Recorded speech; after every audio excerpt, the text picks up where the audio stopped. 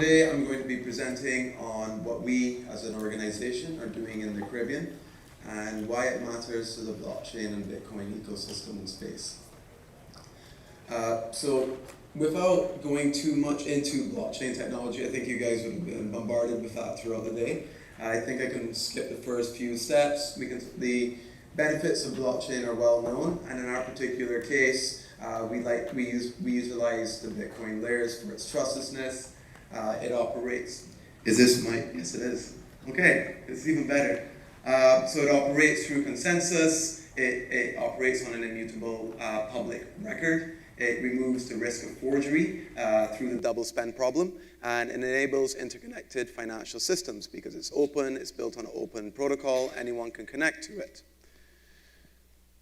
How can it be applied to industries? There's a very large range of industries. Some are listed here, from banking, private shares, interbank payments, online commerce.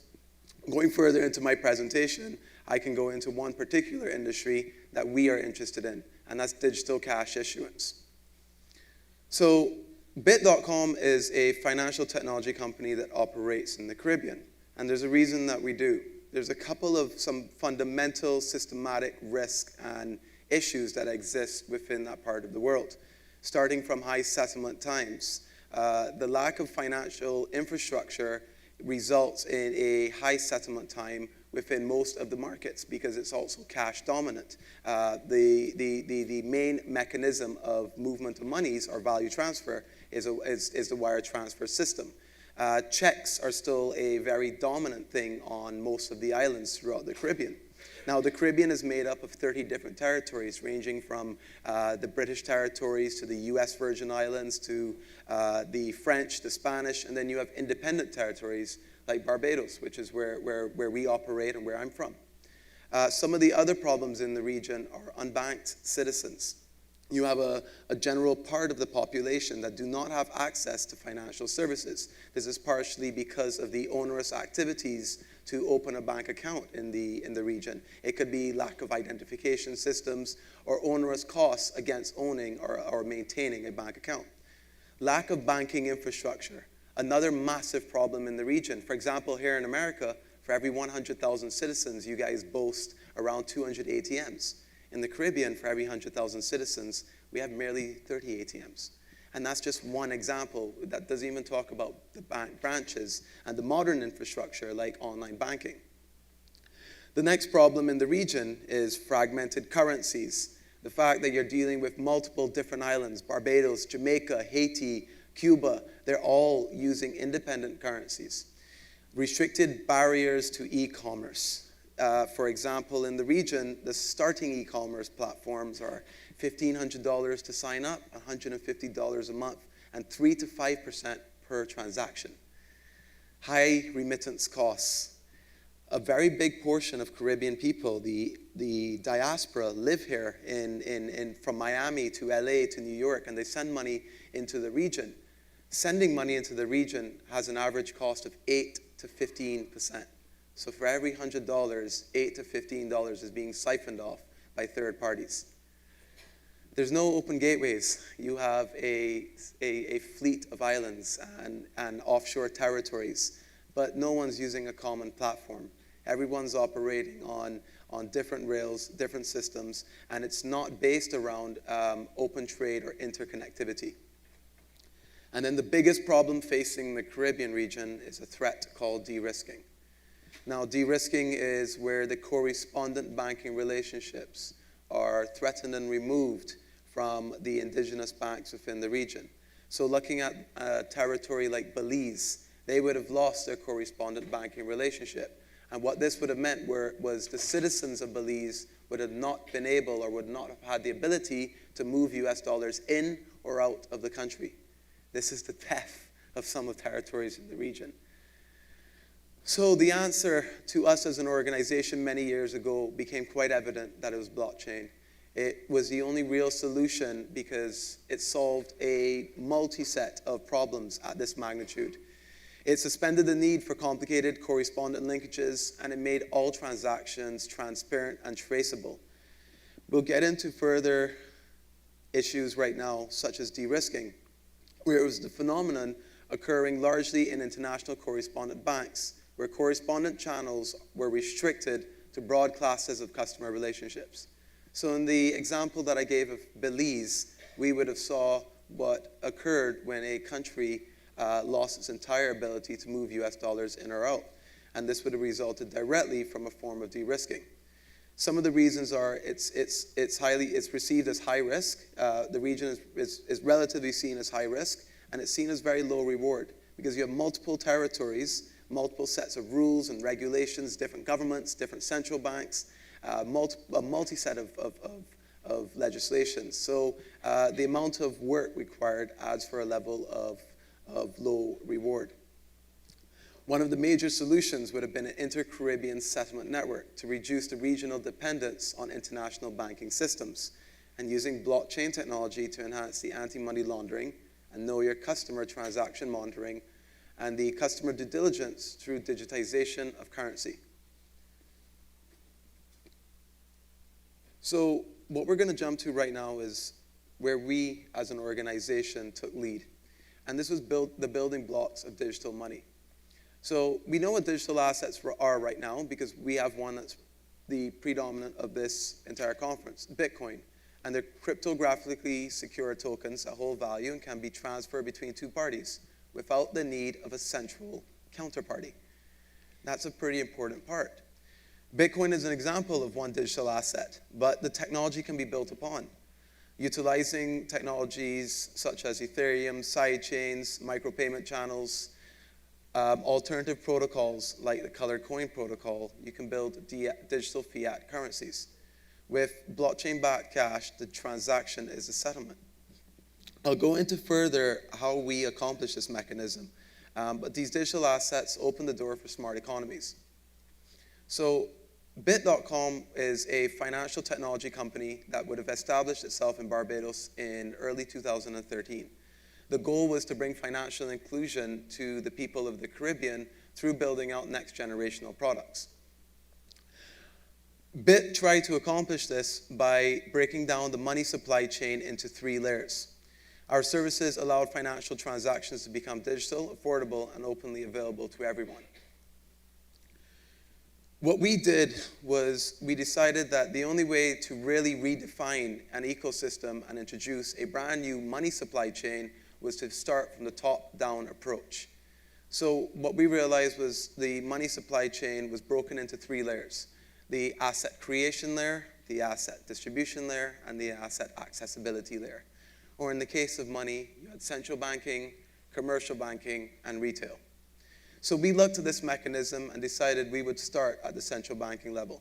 And in 2014, we proposed to the Central Bank of Barbados, what if you took the issuance process and digitized it? Of course, that was an unsuccessful attempt.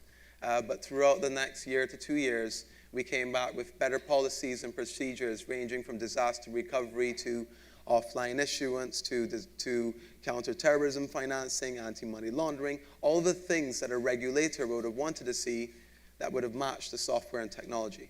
So it just was not about technology, it was also about process and mechanisms. In 2016, in February, we successfully launched a pilot with the Central Bank of Barbados to launch a digital token of the Barbados national dollar, to which we did, and we used the open asset protocol, the Colored Coin protocol, to issue the assets on the Bitcoin blockchain, thus completing a prototype of layer 1, the asset issuance. We then went on to create and integrate into banking systems the asset circulation layer, which have been the ability for these banks to read or recognize this digital issuance into the checking and savings accounts, or particularly into a user's mobile wallet, and it can be accessed through various mechanisms of trust services. And then layer 3, a layer that we are all familiar with, the mobile wallet, the merchant, the teller, the average consumer, the consumer-facing side products would have been sitting at this layer. So over the year of 2016, we would have rolled out prototypes of each of these layers and had the completed interconnected system. Our main mission and goal and objective as an organization was to build a settlement network, the Caribbean settlement network, and a payment system framework built entirely utilizing blockchain technologies. Bitt is building a payment ecosystem to achieve a cashless society. So our first phase was to launch Layer 1, 2, and 3 in Barbados. So throughout the better part of 2016 and into Q1 and Q2 of 2017, we'll be rolling out different digital financial products in Barbados and throughout the rest of the Caribbean region, facilitating the digitization of the base physical cash at the central banking level. In order to accomplish the next steps, we were building a network of trust by creating a compliant environment to protect our consumers. So we worked very closely with various regulators in the region, and particularly the central bank, to ensure that we provided the highest standards of accountability and security for our consumers. One of our main goals was design software that would meet the needs of each of the citizens in the region. So towards that future, some of the main things missing and how we accomplished and battled them were the lack of regulatory frameworks. So we collaborated with regulators in the region and officials by advising and providing counsel. We would have spoken at IMF, the World Bank, the Caribbean Development Bank, the Commonwealth Secretariat, the United Nations, all to the mission of ensuring that Bitcoin would not be regulated in such a way that could hinder the technology, but in one where the companies like Bitt.com could build on top of the technology and build out better products. So we actively played a massive role in regulatory framework amendments and updates throughout the region. The slow pace of business in the Caribbean region, if anyone's ever been there, it's well renowned for its island time. Everyone takes it easy there. We brought an internet culture to the organization, and that encouraged a fast pace of movement. Especially within the region, that makes a very big difference. Jurisdictions with different laws. So throughout the region, you have approximately around 32 different territories. I would have alluded to the fact that you range from the British to the Americans to independent islands. So we would have worked with different laws and worked with the different constraints in each law to make sure that we can provide common frameworks that can be looked at. And this is an ongoing mechanism going on every single day. The large cost of compliance. Compliance is a very onerous cost to an organization like ours. And we used industry-leading compliance and legal frameworks to make sure that we were delivering above board standards, but particularly because we're dealing with a digital currency like Bitcoin or the Barbados digital dollar, we had advanced mechanisms of control and monitoring. So this actually cut our cost of compliance versus the fiat currency we were managing on hand. Correspondent banking pressures. So just like other banks in the region, we do face the same correspondent banking pressures. However, we're using a different tier of monetary solution. We're using the Bitcoin blockchain tier. And thus, we're able to eliminate that potential risk. But even carrying it a step further, we would have been integrated with various regulators from the Bitt license, which we would have been and actively are pursuing, all the way down to the FCA license and to the same extent getting an MSB in Canada. The reason for this is it would have battled the regulation needed for remittance and financial activities to occur to and within the region from beyond the region. The cash dominant remittance market. We would have battled that through one of the most important things is while the Caribbean is not on par with the developed nations when it comes to banking infrastructure, we are on parity when it comes to mobile wallets and when it comes to internet. As a matter of fact, some of the islands like Barbados and Trinidad boast 140% penetration rate of smartphones, meaning that immediately the entire nation can be turned on to a new world of financial banking. The network that did not exist, we've been battling that by creating a Caribbean settlement network based on open protocols and better mechanisms. Looking at standards like ISO 222 built around open payment standards, and making sure that the other financial institutions, credit unions, and telecoms started to participate in this open standard of digital currency, starting at layer 1, introducing it at layer 2, and ensuring that consumers had access to this digital mechanism at layer 3. And then strained regional relationships. By forming the Caribbean Settlement Network, we've been bringing together various regulatory bodies and bodies throughout the region to start looking at this mission as one of the greater missions for the Caribbean region towards sustainability. Now, with all of this being said, why this matters to the ecosystem is because you have an organization that is actually building something on top of the Bitcoin ecosystem, something that would allow us to accomplish a next generation of finance at all three layers of the money supply chain, thus entering a brand new age of smart economies. From here, we can build a fleet of various products based on advanced credit systems, peer-to-peer loans. The sky is really the limit, and it fundamentally is something that can change the paradigm of the region and also add and strengthen the community within the blockchain space. Thank you.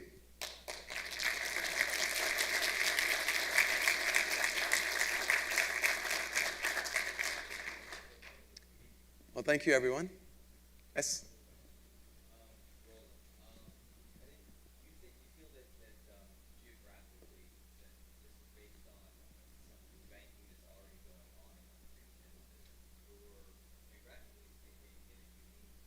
In a strategically advantageous position? Absolutely, the Caribbean provides that for us. Let's look at Barbados, for example. Access to resources. In America, I would have never have got a central bank governor.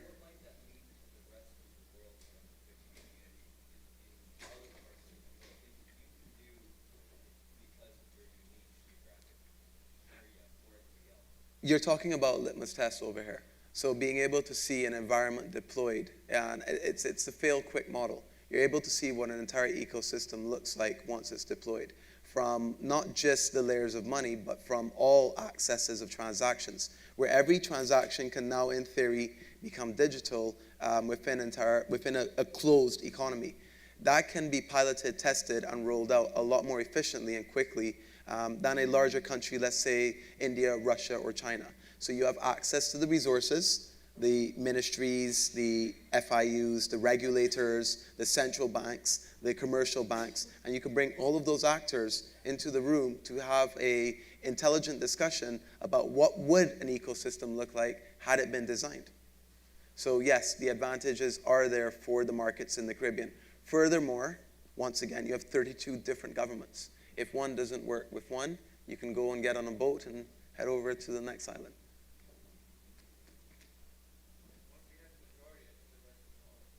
It's the domino effect, absolutely. And we have that statement in the better part of 2016 is a testament to what we've been seeing. After getting the Central Bank of Barbados, the rest of the regional central bank governors would have started to peak up. Interest would have started moving forward. It's a domino effect. It really is.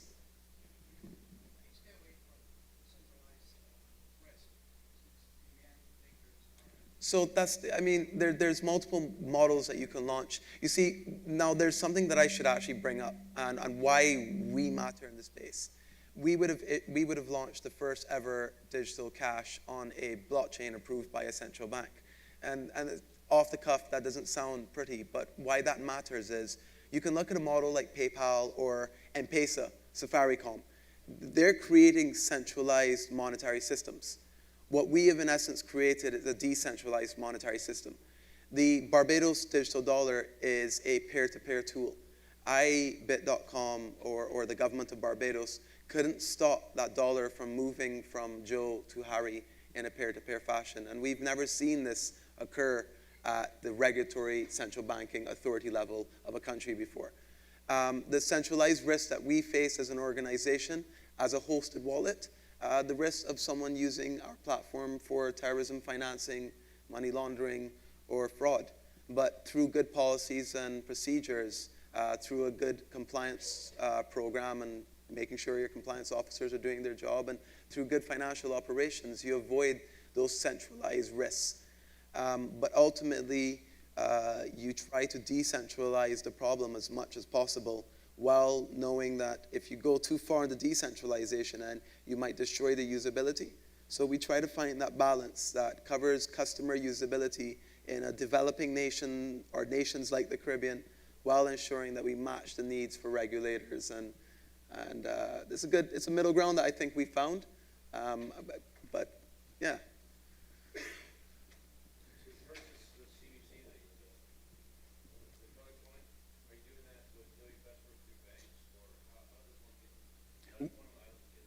we do, for right now, we only onboard, so we onboard all Caribbean islands, but currently funding mechanisms occur predominantly through US dollars, not with US citizens, non-US residents. There's various license restrictions there. But for the purpose of onboarding, we have a compliance program that has various levels of onboarding, from asking for proof of address, proof of ID, and this is before being able to fund your account. In the digital currency aspect, because of the general nature of digital currencies, there is the ability to transact with Bitt without a high level of KYC being submitted. But once you move into the digital fiat, we have to abide by the laws of the various jurisdictions of the currencies that we're interfacing with.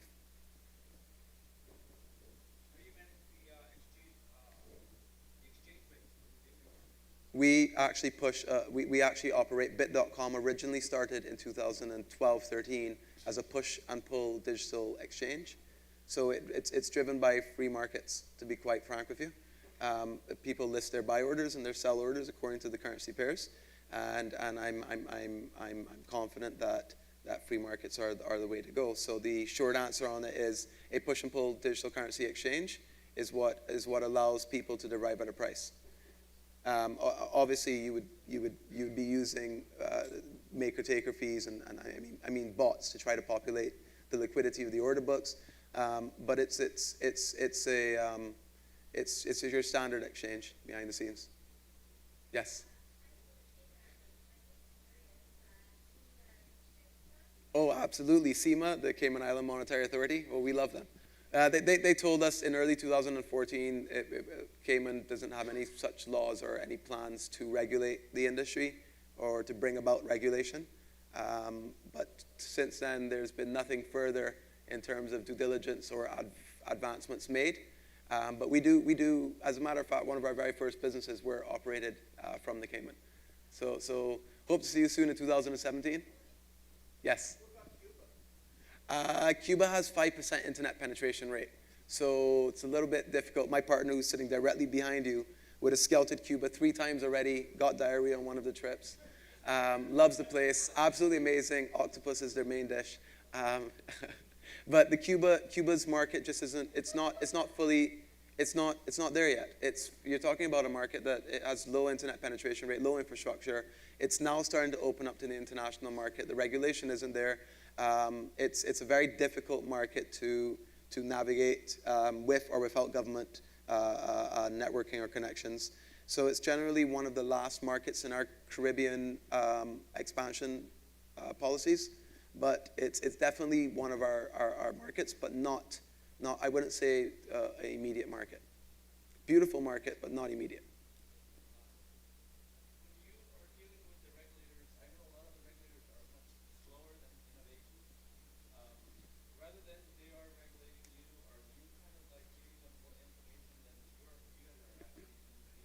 Absolutely. Self-regulation is part of the name of the game right now.